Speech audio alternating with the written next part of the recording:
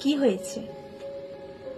ভয় পেয়ে গেছো, নাকি হেরে যাওয়ার ভয়ে আগে থেকেই হার মেনে নিয়েছো? আজ তুমি যে কাজটা করতে এসে ভাবছো মনে মনে যে আমার থেকেও অনেক দক্ষ আর জ্ঞানী মানুষ আছে, আমি কি সফলতা অর্জন করতে পারবো? তবে একটা কথা মনে রেখে দিও, একদিন এই মানুষগুলোই তোমার মতন করে ভয় পেয়েছিল। তারাও মনে করেছিল এত দক্ষ জ্ঞানী মানুষের ভিড়ে আমরা হারিয়ে যাব না তো। কিন্তু হাজারটা বাধা বিপত্তি আসা সত্ত্বেও তারা থেমে থাকেনি।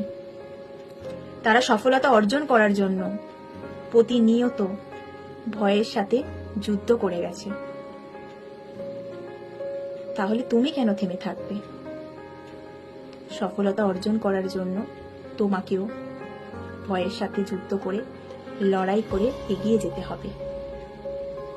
তাহলে বুঝতেই পারছো আমি কি বলতে চাইছি।